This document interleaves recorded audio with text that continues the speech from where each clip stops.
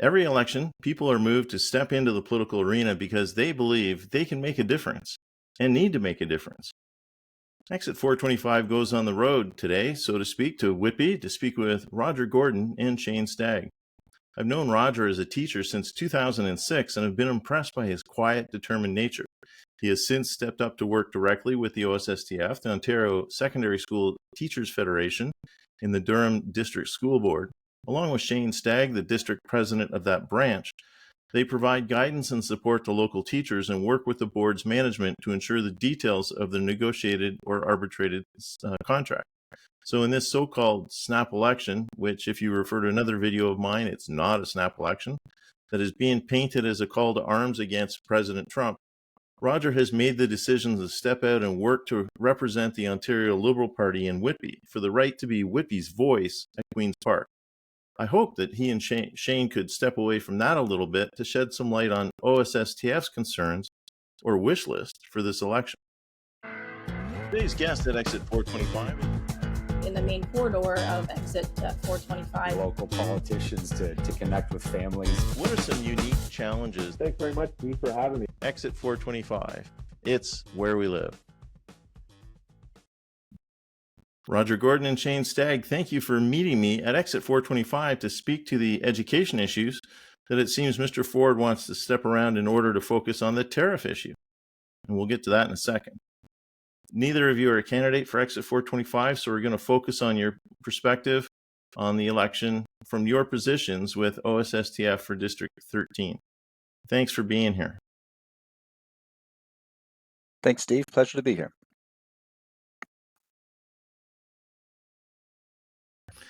It seems the Premier is focused on the Trump tariffs, his stated reason for calling the election, even though the election was foreshadowed by Lisa MacLeod when she announced her retirement. But there are still some serious things that need to be governed, like healthcare, social issues, and education. How has the government done to this point, now almost 7 years in? Shane? Thanks, Steve. Under Doug Ford's Conservative government, we've witnessed a systemic defunding of public education.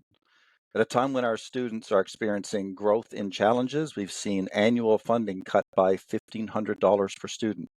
This is felt by the entire system due to the shortage of necessary supports, class size, mental health supports, access to educational assistance and professional student services personnel, administrative and clerical support, well-funded universities and colleges.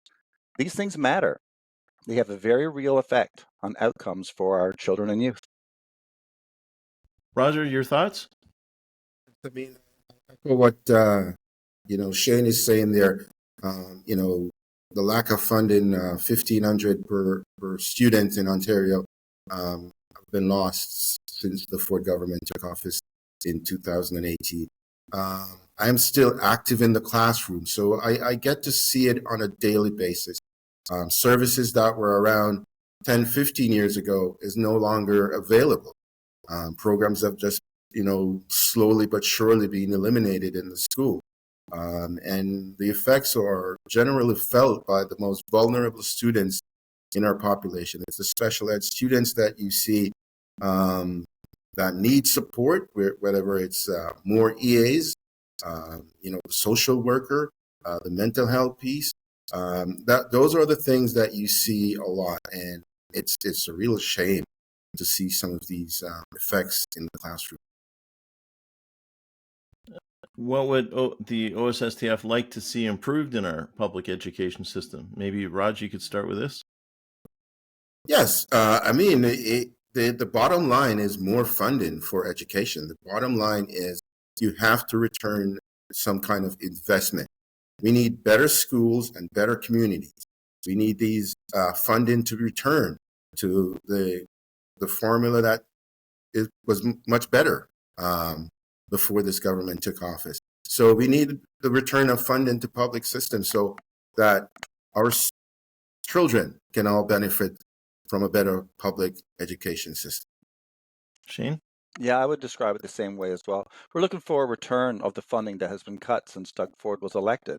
We're looking for a commitment to addressing the maintenance backlog in schools, a model of providing support for special education that's based on needs, mental health supports, and adequate funding for post-secondary. We want parents in Ontario to have confidence in public education, to know that when they send their kids to school, they're getting a world-class education in a safe environment. We want a system that assesses student needs, inspires success, and gives students every opportunity to be at their best. Public education is the cornerstone of a robust society. So your concerns here aren't simply just teacher compensation. It's much bigger than just teacher compensation. Yeah, when I speak to members, they're not describing selfish needs. What they're describing is the importance of support for our students. I represent permanent teachers here in Durham, but when I ask those members what are they looking for as additional supports for students in classrooms, they're not advocating for more teachers. They're advocating for more professional student services personnel. They're advocating for more EAs. Yeah. And ultimately, it's the success of the children who are in the classroom. Obviously support for those children who need, more than average supports, right? More than typical supports. But it's the ones who aren't needing the exceptional needs taken care of that also have to be taken care of. Is that confusing? Yes, I agree with what you're saying there, Steve. One of the things that you see in the classroom is that when vulnerable students are not, they're not getting their needs met in the classroom. The regular students generally will also suffer as well, and the entire system is kind of it's not functioning right because you have regular students are not getting the attention that they need because the teacher has to take time to deal with issues that if we have more support in the classroom, they would not be dealt with by the regular teacher in the classroom. And when you have a class sizes that are increasing, it becomes a daunting task to try to navigate all these students with IEPs and different needs and trying to ensure that you get to the end of the semester. Grades are, a reflection of what the students have, put out. So it becomes a daunting need for teachers, the one teacher in the classroom without the support. Yes, they have removed so many support, especially, again, I'm going to say it, it's in special ed. I see it. I see it every day. A living example in our family, we're aware of a teacher, an elementary teacher, who had a student who had some special support, and that support was taken away, and that student responded, we'll say, negatively, and that resulted in the teacher being injured and then being out of the classroom for a number of days. So, that's one of the ways that when a student's needs aren't being met, the rest of the students are being impacted as well. So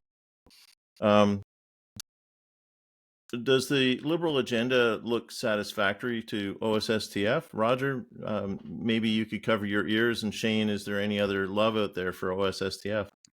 Thanks. So OSSTF isn't endorsing a particular party's education platform.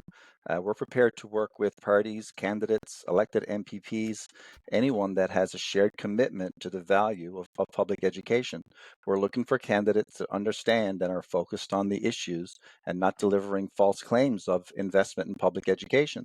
Roger's a terrific candidate. I mean, with his experience and with the message that he delivers, we can express with confidence that he'd be a great fit representing Whitby at Queen's Park. There are other candidates that aren't Liberal candidates that we support. In our neighboring riding here in Oshawa, Jennifer French has been a long-time champion of public education, and there is significant interest in supporting her re-election again this time around.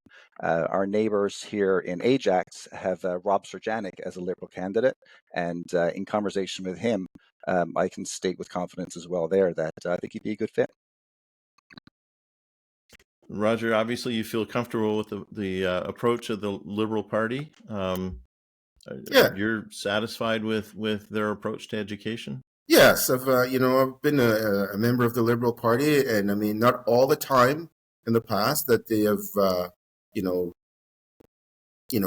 the right thing when it comes to education. But I feel confident right now in what Bonnie is putting forward in terms of returning more funding for education.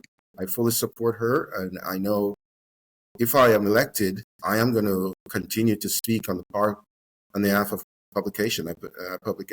I've done that, right throughout my career. I've been an active member of OSSTF, and I've seen the candidates that have supported public education, and I will continue that job of supporting public education.